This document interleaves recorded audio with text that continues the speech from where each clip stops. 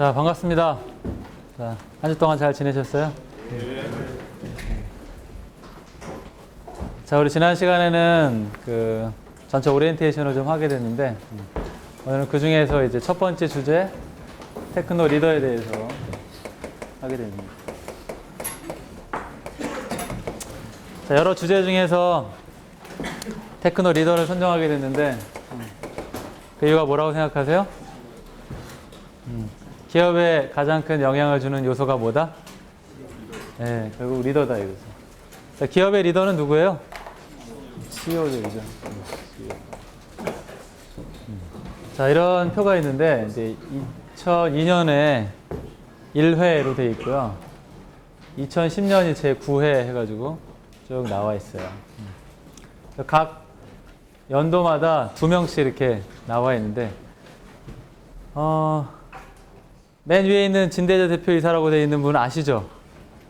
누구세요? 장관 하셨던 분이잖아요. 정통부 장관을 하셨던 분이잖아요. 그죠? 그리고 우리나라 반도체에 중요한 역할을 했던 분. 예, 그분입니다. 그 다음에 이제 보면은, 자, 위에는 그 약간 대기업이고요.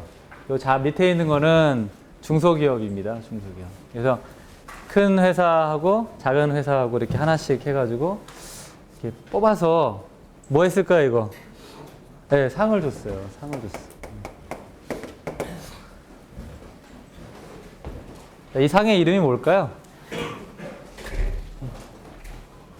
이 상의 이름은? 무슨 상일 것 같아? 다 누구한테 줬어요?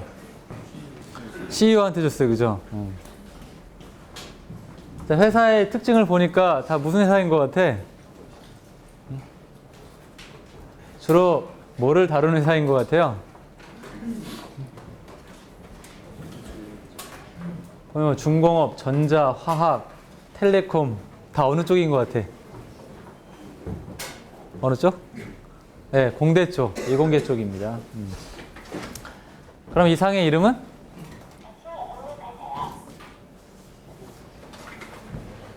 자, 누구한테 주는 상? 자, 무슨 CEO일까요? 우리 뭐 배우고 있어요? 자, 그럼 무슨 CEO 상? 그래요. 답은 멀리 있지 않아요. 테크노 CEO 상입니다.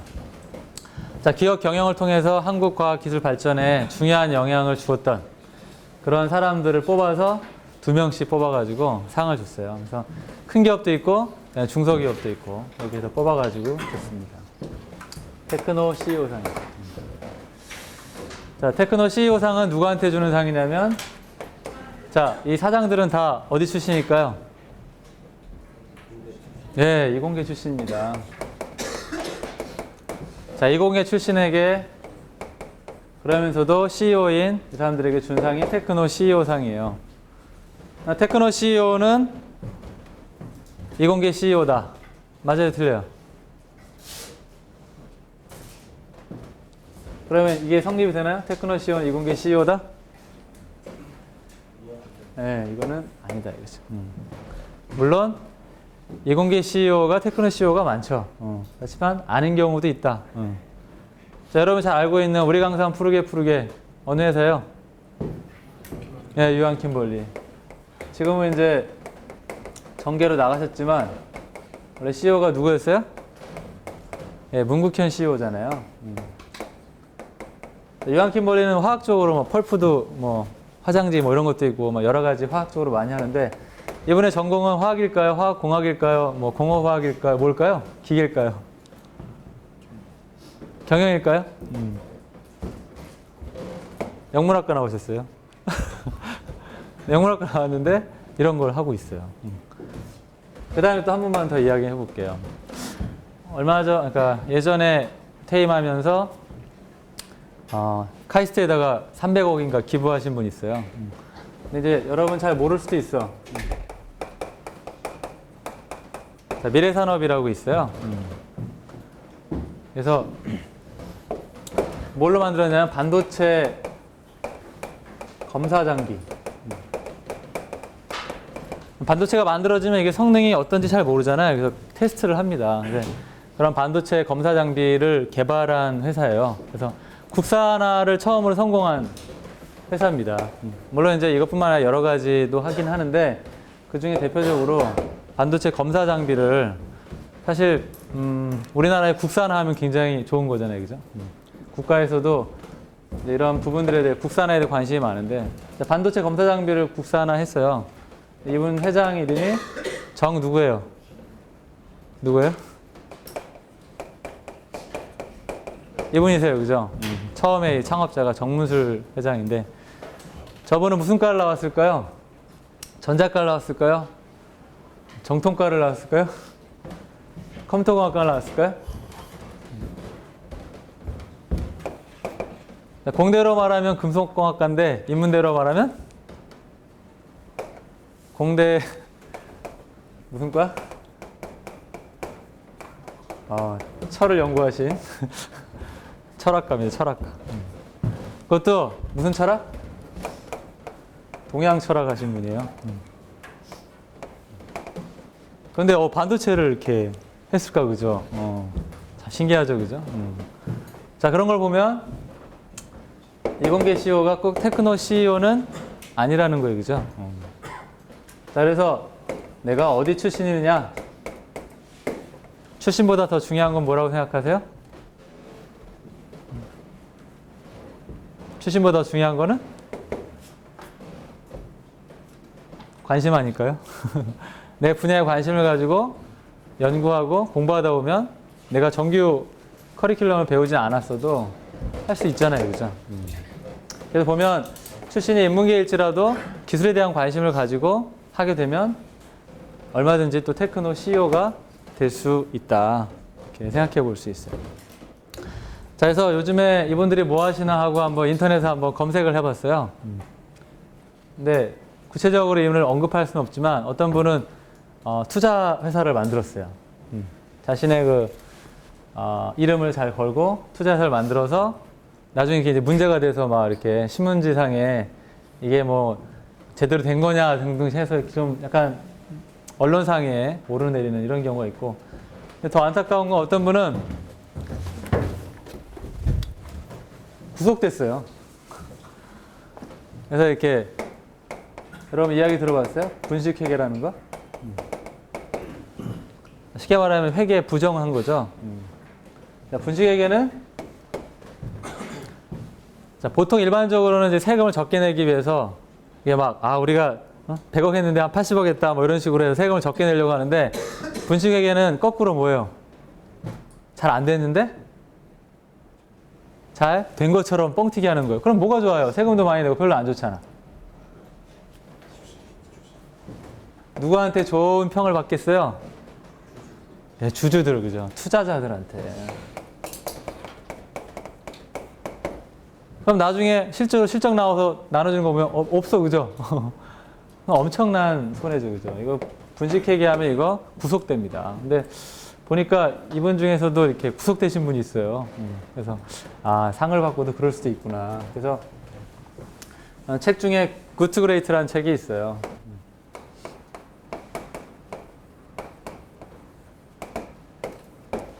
자, 뭐 한글로 나온 책에는 뭐 좋은 기업을 넘어서 위대한 기업으로 뭐 이런 책이 있는데, 자, 좋은 CEO이긴 한데, 그죠? 상도 받고 실적도 내고 좋은 CEO이긴 한데 무슨 CEO는 못 된 거야? 위대한 CEO는 되지 못한 거죠, 그죠?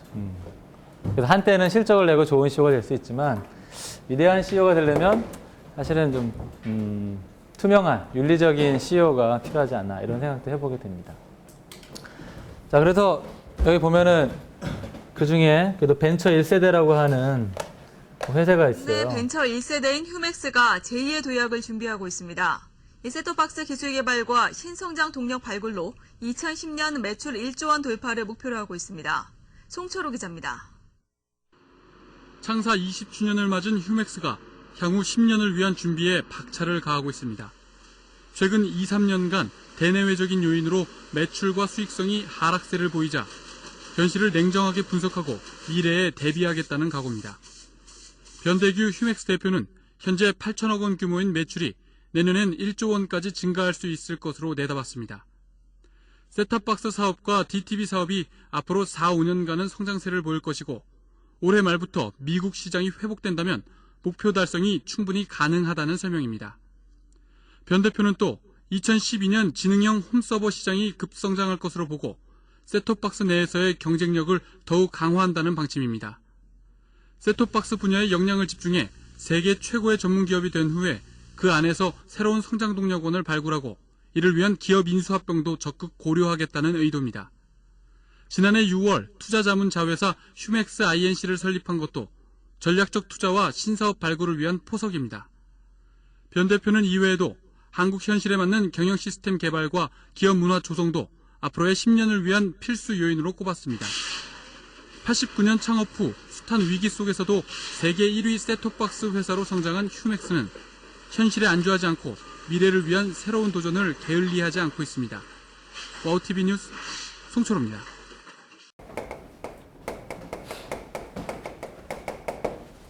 뭐 만드는 회사요? 자, 이런 거에서 이제 스페셜리스트가 필요한 거죠. 저도 이쪽 분야를 연구한 건 아니니까, 그죠? 뭐 디지털 위성방송 수신기.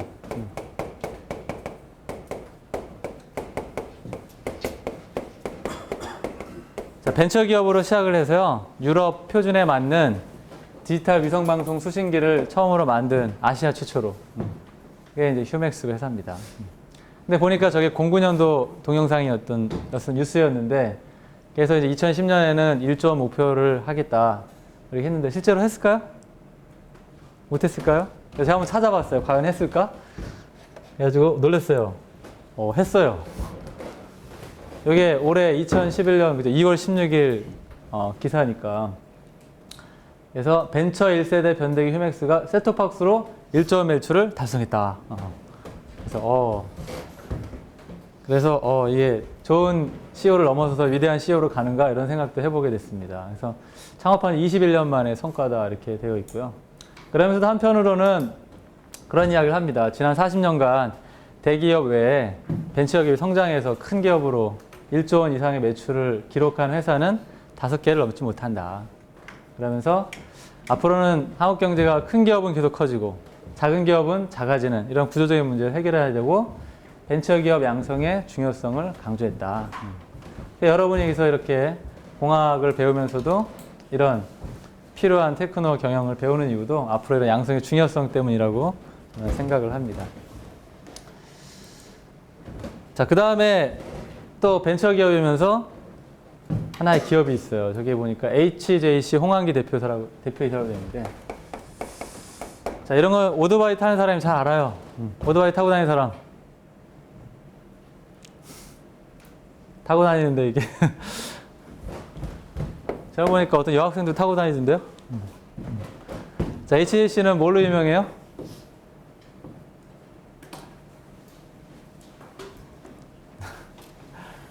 오늘 맛있는 거 먹고 왔나 보다. 꿀 먹고 왔죠. 자, HJC는 뭐 만드는 회사? 자, 오토바이에 필요한 부속이에요. 오토바이 타고 다니는데 꼭 필요해요. 이거 안 하면 딱지 띄어요. 헬멧이에요, 헬멧. 자, HJC 회사는 세계 몇일까요? 벤처기업인데. 5위? 10위?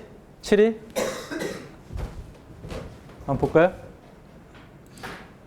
몇으로 돼 있어요? 1위잖아요, 그죠?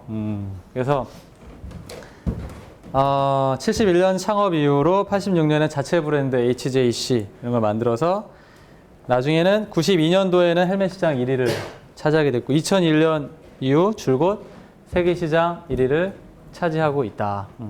이렇게 되어 있습니다. 그래서 보면은 두 가지가 개인적으로 인상적이었는데 하나는 86년부터 자체 브랜드로 했다는 거. 보통 중소기업은 이게 브랜드 이미지가 이렇게 막 좋지는 않잖아요. 그러다 보니까 유통망을 뚫기도 어렵고 그러다 보니까 자기 좋은 기술이 있어도 그냥 대기업에 딱 그 상표를 붙여가지고 파는 경우가 많아요. 근데 자체적으로 이렇게 브랜드를 만들면 처음에는 좀 어려움이 되지만 나중에 정말 이게 잘 돼야 이게 되면 나중에 큰 기업으로 성장할 수 있어요. 그래서 계속해서 그냥 대기업의 그 브랜드만 의존하면 자체 경쟁력은 없어요. 그래서 어려움을 겪었지만 어쨌든 성공한 케이스고요. 그다음 또 한 가지 인상적인 건 이거였어요. 자, 1등을 하기 위해서는 어떻게 된다? 남을 따라하면 된다? 남을 따라하면 계속 몇 등만 해? 네, 2등 아니면은요, 3등 아니면 제명돼요. 그죠? 자, 1등이 되기 위해서는 뭐 해야 된다? 독자적인 개발이 필요하다. 그래요. 근데 저게 마케팅에서도 굉장히 중요한 이야기입니다. 근데 어쨌든 1위가 남을 모방하지 않고 거기 보니까 매출액의 약 10%, 80억 원을 연구비로 투자한대요.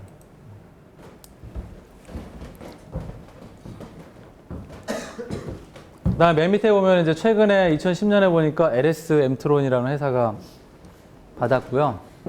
LG에서 이렇게 분사된 회사인 것 같고, 비룡사 그죠? 뭐 하는 회사일까요? 저는 LS 엠트론이 뭐 하나 이렇게 찾아봤는데 우리 학교도 LS 엠트론이 있던데요? 제가 저기 사회과학대 거기 딱 들어가면 오른쪽에 약간 벤치 있죠? 거기 들어가 딱 앉았거든요. 근데 밑에 딱 보니까 히터가 하나 있어요. 뭐라고 써 있어? LS 엠트론이 딱 써 있더라고. 이런 거 만드는구나. 알게 됐고. 그 다음에 비룡이라는 회사는 무슨 회사예요? 예, 물 있죠, 물. 물 정수하는 거. 이렇게 우리 정수기 정도가 아니라 이렇게 좀 대형으로 있죠. 물 깨끗하게 하는 그런 건강을 생각하는 회사입니다. 자, 이렇게 해서 이제 테크노 CEO 사항이 있는데 그만큼 이공계가 CEO로 이렇게 나가는 케이스가 많다 보니까 그래서 이런 차원에서 테크노 경영도 시작됐다고 봅니다. 자, 그래서 우리가 이제 테크노 리더니까 제일 먼저 배워야 될 게 일반적인 리더십에 대한 이야기를 좀 하고요. 그 다음에 기업의 리더에 대한 이야기를 하고 마지막에 테크노 리더에 대한 이야기를 하도록 하겠습니다. 자, 리더십. 일단 정의를 어떻게 드릴 수 있어요? 리더십이라면. 어떻게 생각하세요? 리더십 하면 어떻게 간단하게 정의를 내린다면 리더십이란? 사람을 이끄는 힘. 네, 사람을 이끄는 힘. 예, 좋습니다. 아주 좋은 이야기입니다. 사람을 이끄는 힘. 사람마다 뭔가 매력 포인트가 있어야겠네요. 그죠? 리더십이 있으려면. 자, 여기 보면 학자들은 뭐 이런 이야기를 했어요. 이뿐만 아니라 이런 책에는 또 몇 가지 더 나와 있는데, 그 중에 리더가 부하들을 바람직한 방향으로 이끌어가는 과정이다. 뭐 이렇게 표현하기도 하고요. 뭐 쉽게 말하면 리더가 가지고 있는 특징이다. 뭐 이렇게 말할 수도 있습니다. 자, 그래서 리더가 가지고 있는 특징, 아니면 좋은 리더가 갖춰야 할 그런 특징, 이걸 리더십이라고 말을 하면, 자, 그러면 어떤 특징들이 있어야 될까? 그래서 한번 사전을 찾아봤어요. 그래서 여러분 딱 영한 사전을 찾아보면 저렇게 나와 있어요. 몇 가지가 나와 있어요. 자, 앞장서서 인도하다 이런 표현이 있고, 앞서다, 지휘하다, 먼저 시작하다 이런 내용들이 나와 있는데, 첫 번째 보니까 앞장서서 인도하다 이런 게 있어요. 그럼 앞장서서 인도하려면 리더가 갖춰야 할 특징은 뭐가 있을까? 어떤 능력이 필요할 것 같아요? 추진력. 좋습니다. 어떤 사람은 용기, 뭐 이렇게도 말하고요. 자, 여러분이 이제 산에 가는데 앞서서 이렇게 가려고 하는 맨 앞에 가는 사람이면 어떤 사람이 맨 앞에 서야 될 것 같아요? 네, 길을 좀 아는 사람이 가야겠죠, 그죠? 자, 그래서 여기 보니까 여기 오른쪽에 계신 분 있죠? 환하게 보이시는 분. 자, 이분한테 질문해서, 이분이 누구예요? 자, 제너럴 일렉트릭 아시죠? GE의 CEO였고, 이름은 경영에서는 되게 유명한 분이에요. 잭 웰치라고 하는 분이죠. 자, 저분한테 물어봤어요. 성공의 비결이 무엇입니까? 라고 물어봤는데, 뭐라고 답했을까요? 이런 말을 했어요. 나는 내가 어디로 가는지 알고 우리 직원들은 내가 어디로 가는지 알고 있다. 여러분 책에 다 있어요. 내가 다 써놨어 거기다가. 자, 나는 어디로 가는지 내가 알고 있고 또 우리 직원들은 내가 어디로 가는지 알고 있다. 자, 성공의 비결 두 가지 뭐 있어요?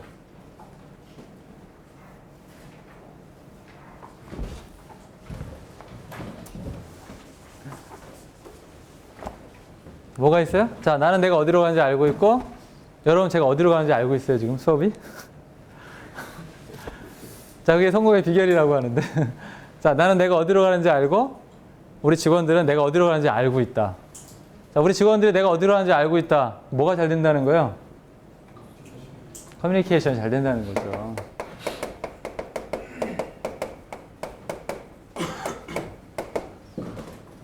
의사소통이 되게 중요하죠. 그죠? 근데 제가 여기서 말하는 건 그건 아니고요. 내가 어디로 가는지 알고 있다. 리더가 가져야 할 건 뭐다? 크게 말해주세요. 뭐라고요? 제 목표요. 자, 누가 말한 것처럼 방향이요. 그죠? 비전이요. 자, 비전 있는 리더가 된다 이거죠. 그게 잭 웰치가 가지고 있는 리더십이었다 이거죠. 그래서 앞장서 인도하려면요, 목표가 있어야 되고 방향 가지고 인도하는 게 필요하다 이거죠. 자, 두 번째 보니까 앞서다, 선두를 달리다. 자, 앞서다, 선두를 달리다. 그 말 속에서 우리가 생각할 수 있는 리더가 가져야 할 자질은 뭐가 있을까? 앞서다. 달리기 잘하세요? 아니, 그러면은 본인이 가지고 있는 경쟁력은 뭐라고 생각하세요?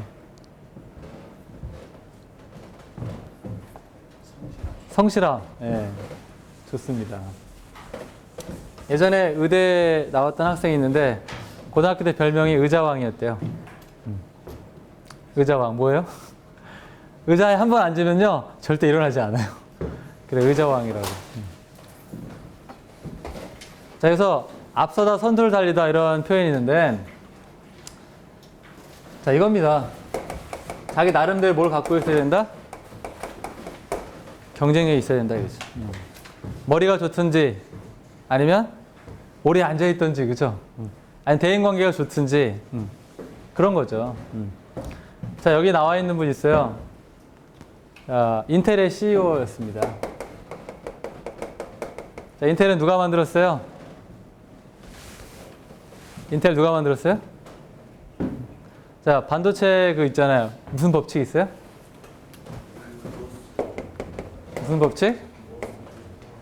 무어의 법칙이라고 아세요? 여러분 신소재 맞죠? 신소재 나중에 반도체 하지 않아요? 자, 무어의 법칙이 뭐예요?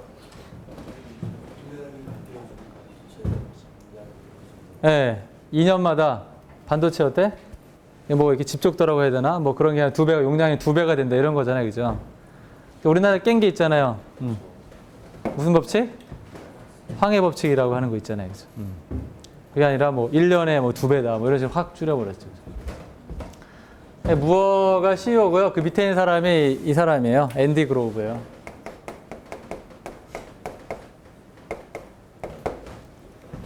이 사람의 경쟁력은 무엇이었을까요? 미소가 아니었을까요? 자, 저분은 굉장히 뭐 남들처럼 확 사로잡는 뭐 이런 카리스마가 있다기보다는요, 굉장히 다른 사람의 이야기를 잘 듣는 배움의 귀를 갖고 있는 사람이었다. 이렇게 이야기를 합니다. 배움 경향이다.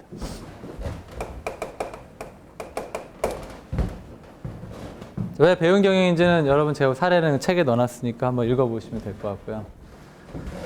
여러분 삼국지 봤죠? 삼국지 자주 읽어보죠, 그죠?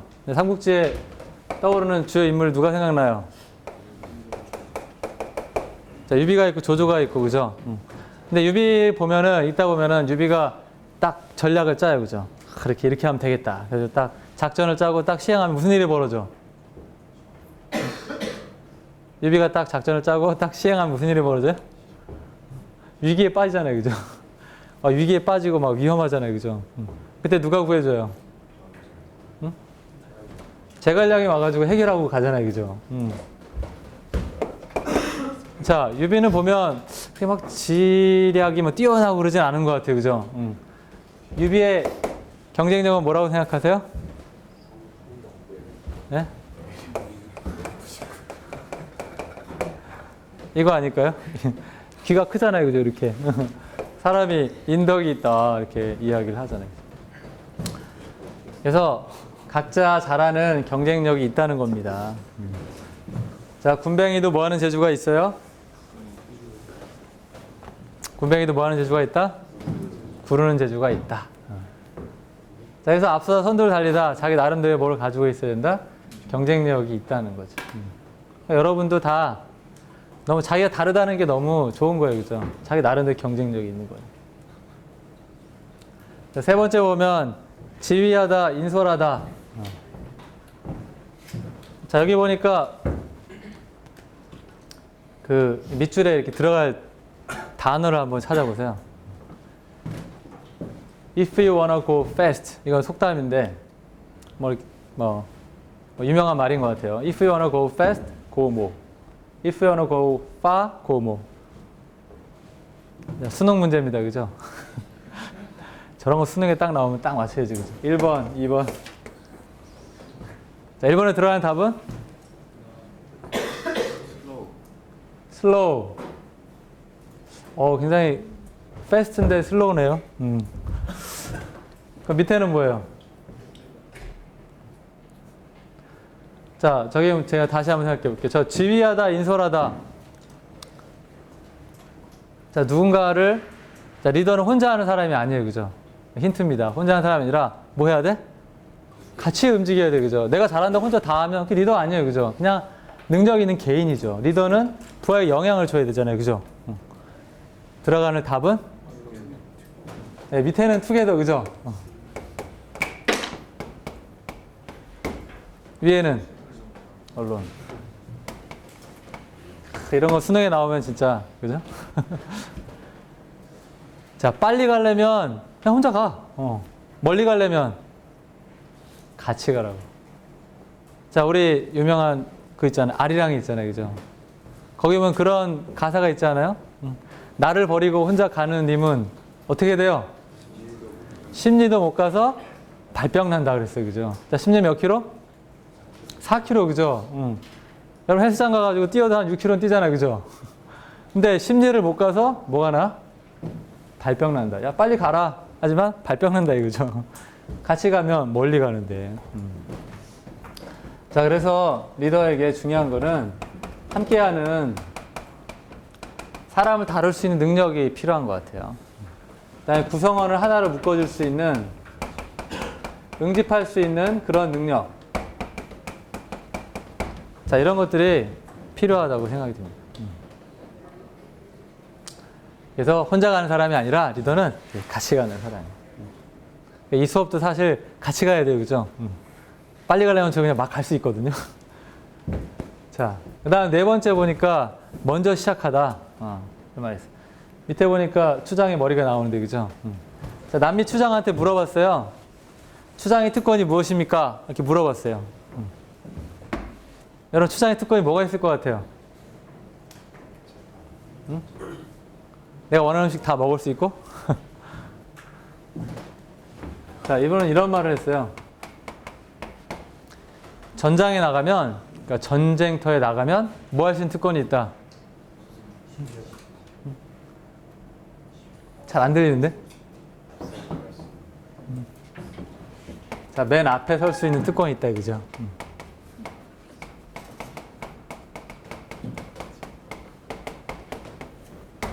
여러분 보세요. 그 유명한 사극 같은 거 보면 훌륭한 장수들 많이 나오죠, 그죠? 전쟁 나가면 어디 서요? 뒤에서요, 앞에서요? 선봉을 쓰잖아요, 그죠? 이순신 장군 보셨어요? 한참 우리 사극 많이 했잖아요, 그죠? 보면 항상 선봉을 쓰잖아요, 그죠?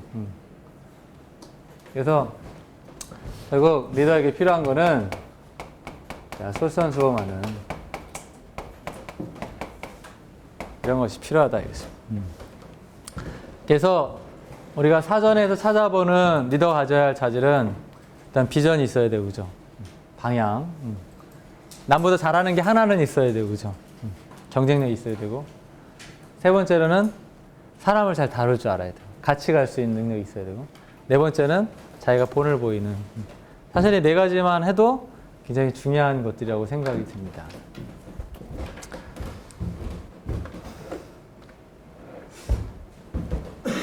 자, 우리 기업의 리더 이야기하기 전에 그러면 리더십에 대해서 어떤 연구들이 있는지 한번 간단하게나마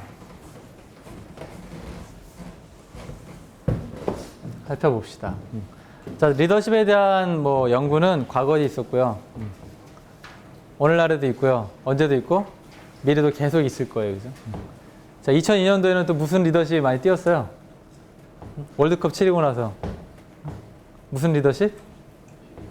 히딩크 리더십이라는 게 있었잖아요. 그죠? 최근에 보니까 무슨 박 누구 리더십도 있더라고요.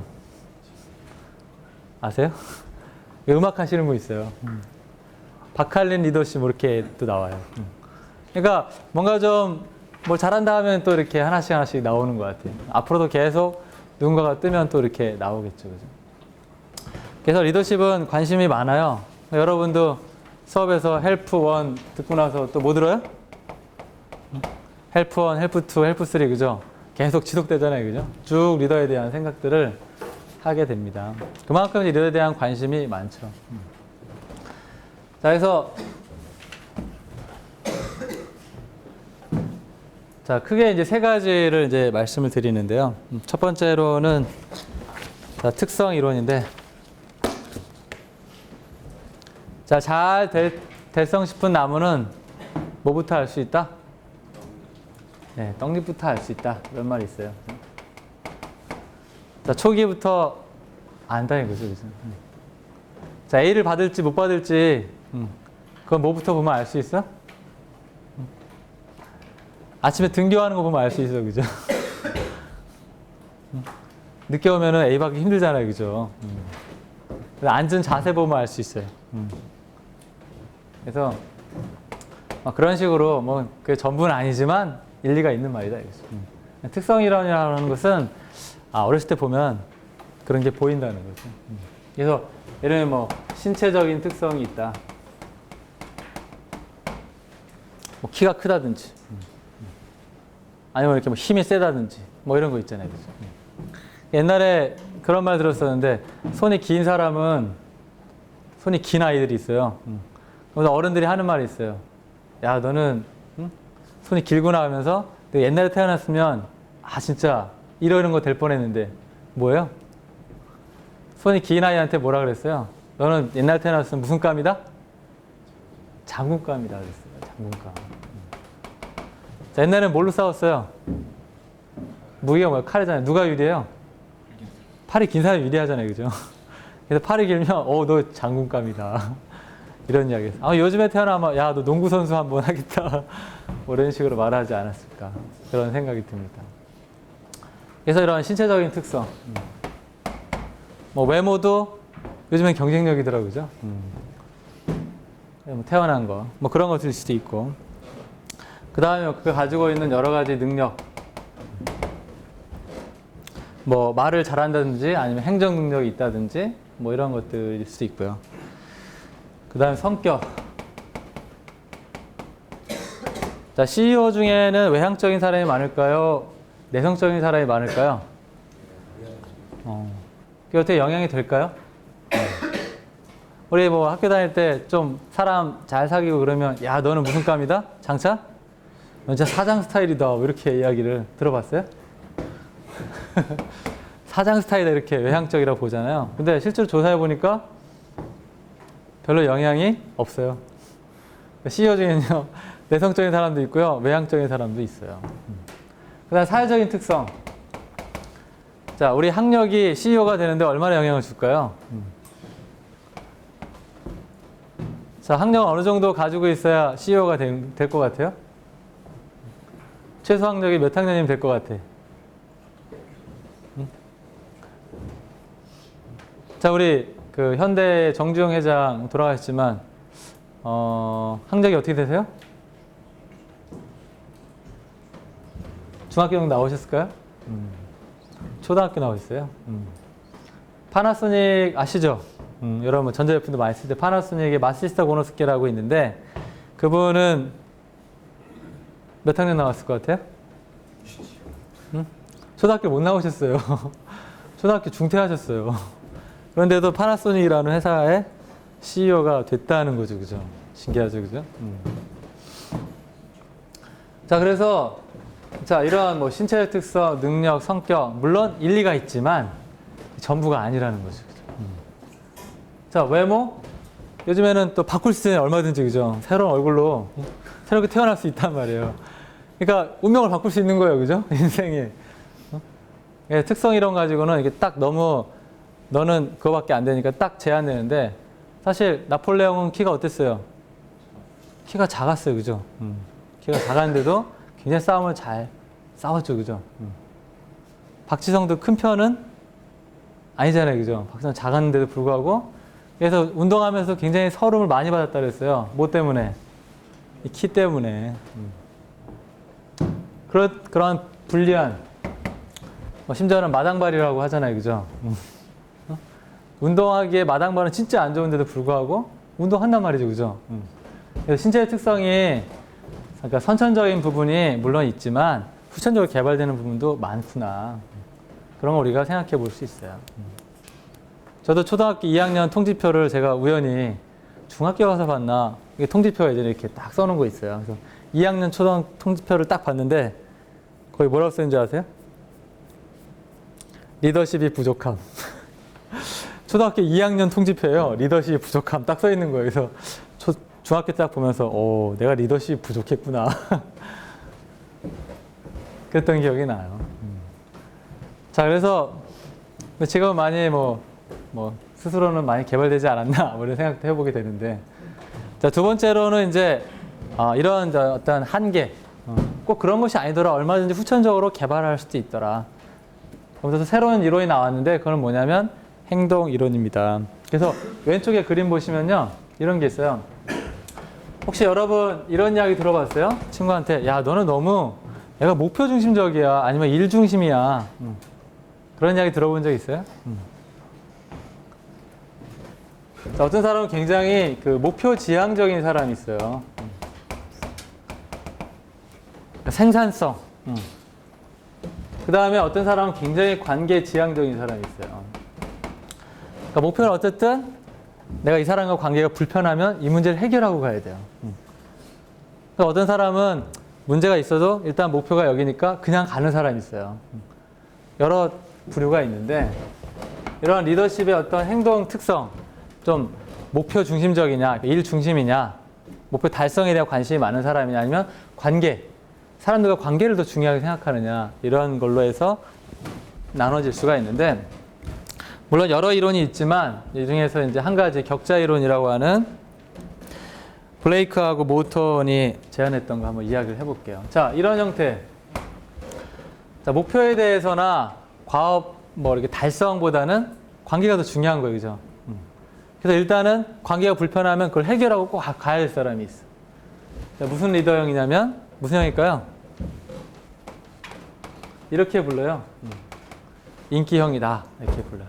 반대로 이쪽에 그게 있는 사람 무슨 형? 사람이 다치든 그냥 가는 거예요, 목표 향해서. 예전에 LG에 계시던 분이 있는데 그분이 그렇더라고요. 동료들이나 직원들의 평가는 진짜 안 좋아요. 동료들이, 그러니까 밑에 있는 부하들 되게 싫어해. 그런데 뭐는 잘해? 일은 정말 잘하세요. 진짜 과업형이에요, 그분은.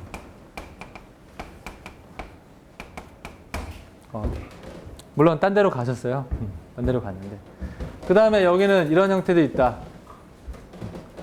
목표에 관심도 없고 사람과 관계도 관심 없고 무슨 형? 진짜 너무 무관심해, 그죠? 자, 사랑의 반대는 미움이다. 맞아요, 틀려요? 틀리죠, 그죠? 사랑의 반대는 뭐야? 무관심이라잖아요, 그죠? 그래서 관심이 있어야 미움도 생기는 거지, 그죠? 자, 적당한 결과물에 적당한 관계. 예, 중도를 지키는 중도형. 그 다음에 가장 바람직하다고 보는 무슨요? 팀제형. 자, 팀제형은요, 목표를 세우되 참 공동 목표를 다 세워가지고 같이 나아가는 거예요, 그죠? 그리고 이래라 저래라 막 하기보다는 서로 이렇게 신뢰해주고 또 다른 사람은 그를 존경하고 그러면서 자발적으로 이렇게 끌어올리는 그런 형태가 팀제형이죠. 가장 바람직한 형태라고 생각이 듭니다.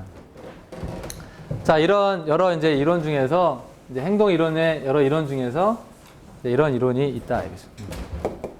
근데 이거는 다른 거 안 보고요. 그냥 리더가 어떻게 행동하느냐, 어떤 경향이 있느냐 이것만 이야기했는데 그리고 나와서 나온 게 뭐냐면 상황 이론입니다. 야, 이거는 너무 리더의 성향 그 하나만 가지고 리더십 선택하기에는 너무 변수가 적지 않냐 이거죠. 그래서 또 다른 부분, 다른 변수도 생각해 보자. 이러면 뭐 과업의 구조가 어떠든지 직위가 어떠든지 사실 여러분이 어떤 리더십이 있어도 그 시스템이나 체계가 어쩔 수 없이 움직일 수도 있잖아요, 그죠? 리더십 발휘를 못할 수도 있는데 그런 외적인 환경도 한번 생각해 보자. 그 중에서 한 가지만 한번 허시아 블렌차드의 리더십 모델을 설명드리면, 자, 이 모델은 이 모델을 약간 확장하면서 약간 개념을 좀 약간 달리 했어요. 그래서 보면 여기는 과업 행동, 그죠? 똑같아. 이쪽에 생산성을 중요하게 생각하는 거고요. 그러니까 과업을 이루기 위해서 어떤 행동을 하는 거예요. 주로 이제 지시하는 행동을 하는 형태고요. 그 다음에 이쪽에서는 이쪽 부분에서 이제 주로 이제 관계에 대해서 이제 중요하게 생각하는 이제 그런 형태. 그래서 이거하고는 거의 같아요. 이런 기본 바탕에다가 한 변수를 더 넣었어요. 그게 뭐냐면 직원에 대한 관계, 직원의 성숙도를 하나 넣었어요. 직원의 성숙도가 이쪽은 낮음이고 저쪽은 높음이에요. 그래서 거기에 따라서 나는 지시적이니까 지시적으로만 한다 이렇게 갈 것이 아니라 상황에 따라서 다른 리더십을 발휘할 필요가 있다 이거죠. 그러니까 예를 들면 자, 여기 보면 이런 거죠. 이제 지시적, 먼저는 한번 우리가 생각해 보는데 지시적 리더라고 있는데, 자, 이거는 일일이 다 뭐 하는 거예요?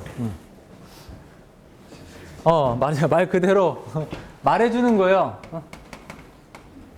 텔링 해주는 거야. 그냥 계속 이렇게 해라, 저렇게 해라, 뭐 이런 형태인데, 그 다음에 이제 두 번째로는 설득형이라고 돼 있는데, 자, 이거는 영어로는 코치로 돼 있어요. 코치. 언어에서는 이제 코치해주는 형태로 간다. 그 다음에 이제 참여형. 자, 참여형은 뭐 participate라는 말 쓰기도 하고, 뭐 한편은 뭐 support다, 뭐 이렇게 이야기도 합니다. 그 다음에 이제 위임형이라고 있는데, 자, 위임형에는 뭐 delegate. 맡기는 거죠, 그죠? 자, 아까는 무관심형이면 별로 안 좋잖아요, 그죠? 느낌이 무관심하다. 근데 이렇게 하니까 어때? 위임형. 사실 좋은 이미지로 바뀌었죠, 그죠? 자, 그래서 위임형은 맡기는 거예요. 뭘 맡겼을까요? 자, 권한을 줄 수 있는 방법이 뭐가 있어? 뭐를 나눠주면요, 권한이 생겨요. 뭐를 나눠주면? 선택권을 주면. 의사결정권을 주면요, 그러면 그한테 권한이 생겨요. 여러분, 인사권을 갖고 있는 사람이 파워가 세잖아요, 그죠? 권한을 나눠주면 그렇습니다. 그래서 그 권한을 나누는 건 분권이라고 불러요. 권한을 나눠주면 그때 이제 파워가 그 밑에 사람한테 실린다 이거죠. 자, 그러면 물론 이거 두 가지는 조금 비슷해요. 비슷하긴 한데 좀 차이가 있다면 어느 게 더 지시적 행동이 많아요? 요게 더 지시적 행동이 많은 거예요. 그리고 물론 두 가지가 약간 비슷하긴 하지만 요게 더 지시적인 행동을 더 많이 하게 된다. 이거 저것 가르쳐 준다는 거죠. 자, 그러면 여기다가 한번 그 종업원의 성숙도를 한번 넣어보자 이거죠. 자, 종업원이 직원이 있는데 직원이 능력이 좀 떨어져요. 성숙도가 떨어져. 근데 의욕도 없어. 자, 이런 직원이 있다면 어떻게 해야 돼요? 응? 제명시켜야죠, 그죠? 근데 자르고 싶은데 친척이야. 그래서 그럴 수도 없어. 이런 상황이 벌어질 수 있어요, 그죠? 일 자체도 잘 모르고 그 다음에 의욕도 없고. 자, 이런 상황에서는 어떤 리더십이 필요할 것 같아요? 지시적 리더십이 필요하다 이거죠. 이런 경우도 있어요. 여러분 창업을 딱 했는데 실제 어떻게 할지 몰라.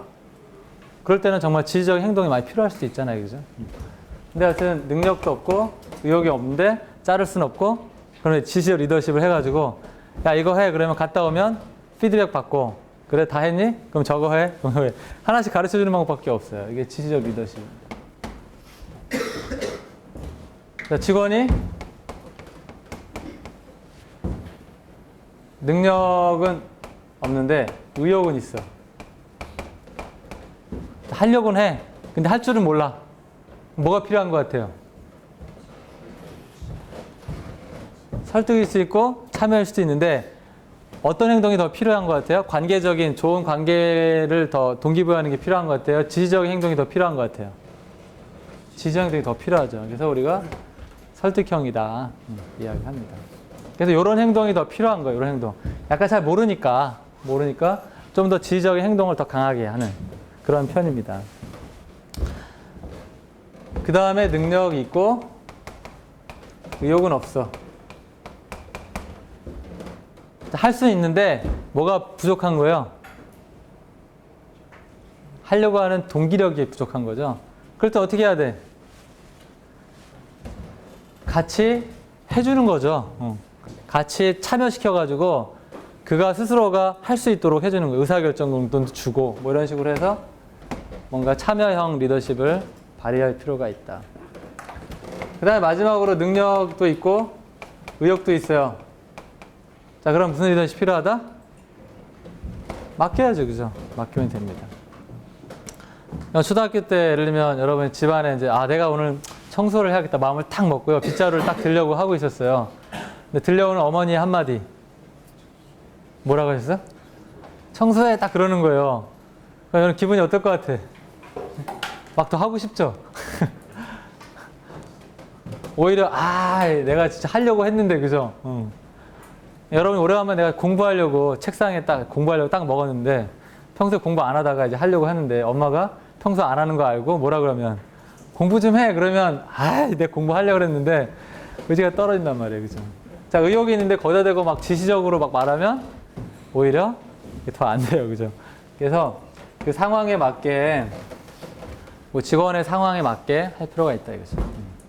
근데 이런 행동들은요 상황상이 또 바뀌니까. 왜냐하면 이 종업원이라는 것도 어떤 부분은 잘할 수 있고요, 어떤 거는 잘 못할 수 있고요. 그때그때마다 또 발휘해야 할 영역이 좀 달라져요. 어쨌든 여기서 우리가 상황에 따라서 달라질 수 있다는 거, 그런 부분들이죠.